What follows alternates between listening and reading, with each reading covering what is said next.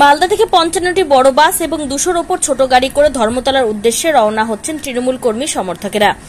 মালদার বৈষ্ণবনগরের ১৮ মাইল এলাকায় জমায়েত হয়েছেন এই মর্মে তৃণমূল কংগ্রেস কর্মীরা। জেলা তৃণমূল কংগ্রেস সভাপতি আব্দুর রহিম বক্সির দাবি, প্রায় ১৫,০০০ তৃণমূল কংগ্রেস কর্মী ২১শে জুলাইয়ের সমাবেশে অংশ নেবেন মালদা থেকে। ইতিমধ্যে বেশ কয়েকটি বাস রওনা হয়েছে কলকাতার উদ্দেশ্যে। ধর্মতলার উদ্দেশ্যে রওনা হওয়ার আগে কর্মীদের ডিম ভাত খাওয়ানোর ব্যবস্থা করা হয়েছে। তৃণমূল কংগ্রেস মালদা জেলা কমিটি প্রতিবার নেয় এবারও ২১শে জুলাইতে শহীদ অর্পণ হচ্ছে। সেই শহীদ অর্পণে মমতা ব্যানার্জির ডাকে সাড়া দিয়ে ধর্মতলার প্রকাশ্য সমাবেশে এবারও আমরা ১০ থেকে ১২,০০০ মানুষ, ১২ থেকে ১৫,০০০ মানুষ নিয়ে যাওয়ার চেষ্টা করেছি।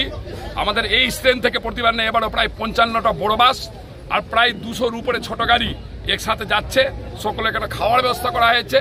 সকলে এখান থেকে খেয়ে দিয়ে গাড়িগুলো রওনা দিচ্ছেন। রাত্রে গিয়ে আমরা সেখানে পৌঁছাবো এবং কালকে শহীদ সমাবেশে উপস্থিত থাকবো।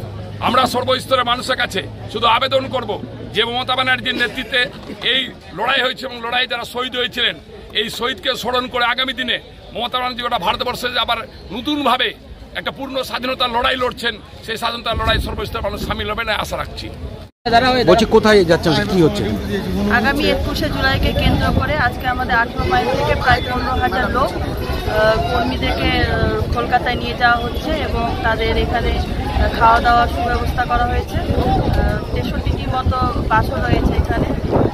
আমরা যে কালকে যে ২১শে জুলাই অনুষ্ঠিত হবে কলকাতায় বুকে, সেখানে আমরা সবাই দলে দলে যোগদান করব এবং আমাদের মাননীয় মুখ্যমন্ত্রী যে শহীদের জন্য যে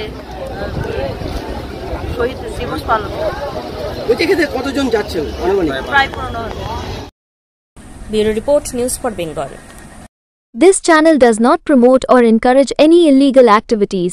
All contents provided by this channel is meant for educational purpose only.